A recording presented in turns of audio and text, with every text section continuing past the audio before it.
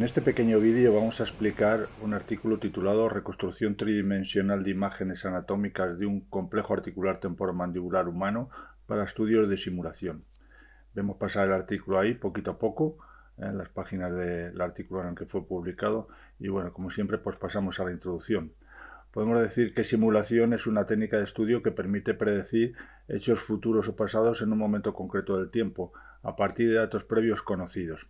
En muchos de los trabajos realizados en nuestros días se hacen mediante simulación. En arquitectura, por ejemplo, han sido modelados edificios en ordenador con datos conocidos previos a su construcción real. También en biología han sido estudiadas las proteínas globulares mediante este procedimiento. En epidemiología, por ejemplo, enfermedades como el SIDA o la caries dental o en el procedimiento colado dental de metales también se ha empleado, incluso en la planificación quirúrgica en medicina.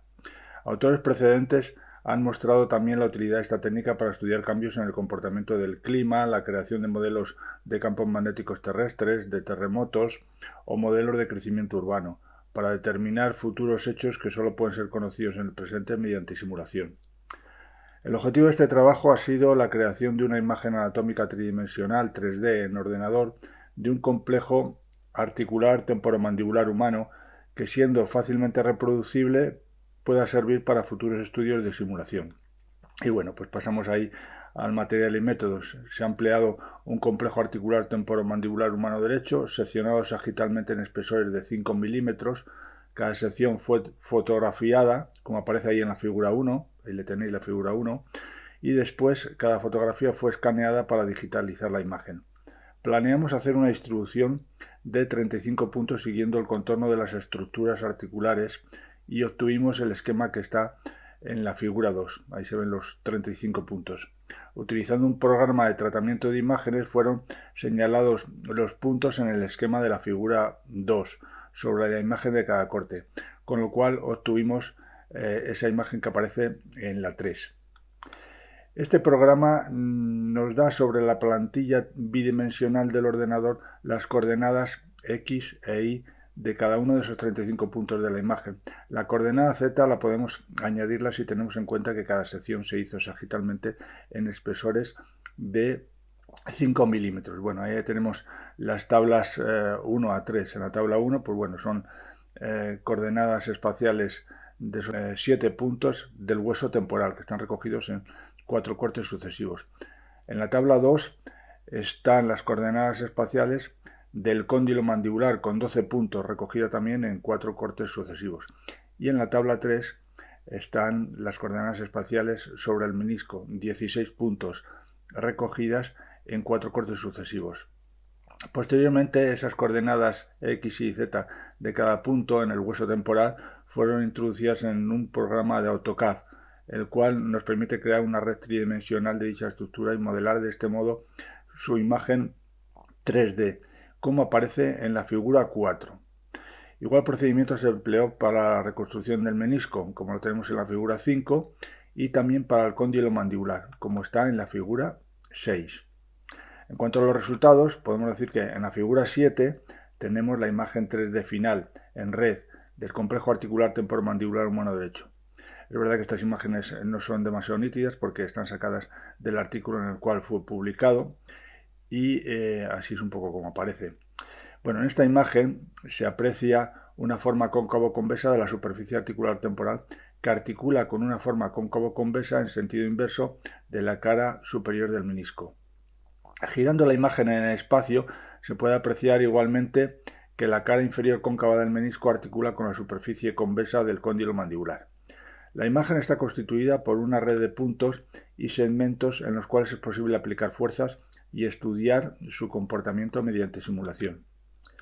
Bueno, en la figura 8 es esa imagen terminada de modelar. Una vez reconstruida la imagen podemos estudiar el comportamiento de cada segmento o punto por separado, después de simular la aplicación de fuerzas, introduciendo valores numéricos dentro del programa. En la figura 9 se ve la aplicación de fuerzas en la parte anterior del menisco, simulando la contracción del músculo pterigoideo lateral para desplazar el menisco hacia adelante. Y bueno, pues pasamos ahora un poco a la discusión. Podemos decir que respecto de la reproducción reproducibilidad de la imagen anatómica del complejo articular temporomandibular humano, la reconstrucción anatómica 3D obtenida con este método nos proporciona una imagen cóncavo-convexa en la superficie articular de temporal, la cual articula en encaje recíproco con la cara superior del menisco, que es cóncavo-convexa en sentido inverso.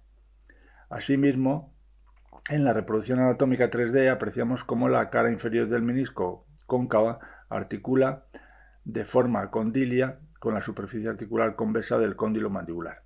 Estos datos anatómicos están de acuerdo con los trabajos de autores previos en los que se señala la existencia de un complejo articular temporomandibular a cada lado, estando formado cada uno de ellos por una articulación meniscotemporal en encaje recíproco y una articulación condilo-meniscal condilia. Autores precedentes ya habían empleado igual método para la creación de imágenes 3D de la mandíbula, después de hacer secciones en el hueso temporal y en el hueso mandibular de cadáver fresco con diferentes intervalos. Métodos más exactos que los anteriores han sido las construcciones mandibulares realizadas con tomografía computarizada, en donde las imágenes se obtienen desde 1 a 10 milímetros con distancias entre ellas de 1 a 20 milímetros.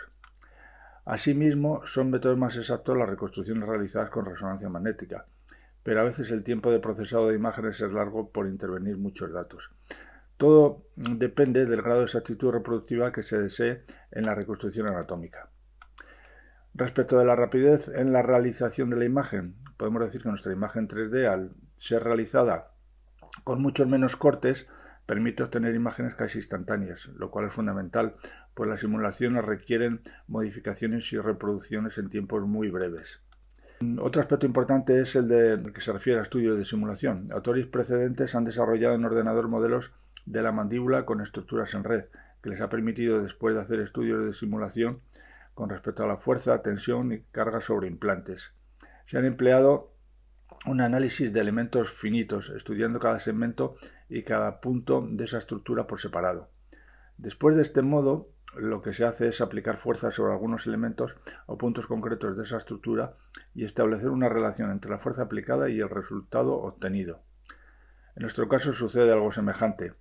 Sirve de ejemplo la figura 9, en la cual se puede observar un estiramiento anterior sobre diversos elementos de la banda anterior del menisco, simulando así una posible contracción del músculo pterigoideo lateral.